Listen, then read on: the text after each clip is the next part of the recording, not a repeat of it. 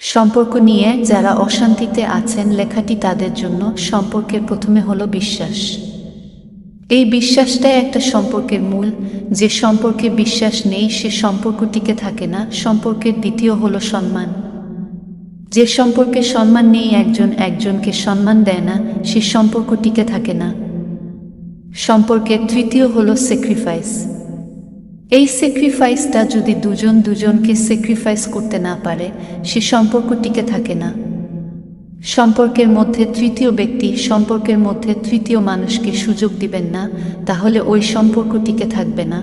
এবার আসি মূল কথায়। একটা সম্পর্কের মধ্যে উপরের চারটি কথাই খুবই গুরুত্বপূর্ণ। বিবাহিত জীবন শুরু করা খুবই কষ্টকর যদি আপনি উপরের তিনটি কথা মানতে না পারেন। বিবাহিত জীবনে নানান সমস্যা হবে। সবকিছুকে দোষ ভেবে আলাদা হয়ে যাবেন না। দোষ কোথায় সেটা খোঁজার চেষ্টা করুন। দেখবেন নিজেই সমস্যার সমাধান করতে পারবেন।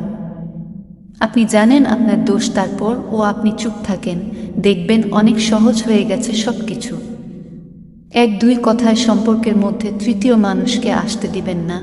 নিজেরা বসে সমাধান করার চেষ্টা করুন। কখনো ডিভোর্সের কথা কখনো মাথায় আনবেন না। ডিভোর্সে কখনো শান্তি আনতে পারে না। আপনি মনে করেন যে ডিভোর্স দিলে হয়তো আমি মুক্তি পেয়ে যাব, আসলে তা কখনো হয় না। সমাজের এক দুইটা ডিভোর্সি ভাই বোনদেরকে প্রশ্ন করে দেখুন যে তারা কেমন আছেন, তাদের নিজ পরিবার এবং সমাজের মানুষের সাথে কেমন সম্পর্ক, এবং সমাজ তাদেরকে কোনো চোখে দেখে সেটা একবার কল্পনা করুন, নিজেই তার প্রমাণ পেয়ে যাবেন। আপনাদের সম্পর্কের মধ্যে কি সমস্যা, কি কারণে বিচ্ছিন্ন হতে চাচ্ছেন, এগুলোর সমাধান খুঁজুন।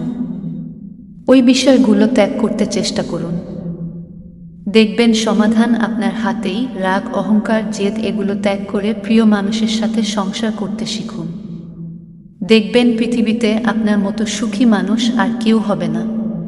এসব কথাগুলো যদি আপনি মানতে না পারেন, তাহলে আপনার জন্য সংসার নয়। আপনি কখনোই কোথাও সুখী হবেন না। ভালো থাকুক পৃথিবীর সকল সম্পর্কের মানুষগুলো, ভালো থাকুক প্রিয় মানুষগুলো।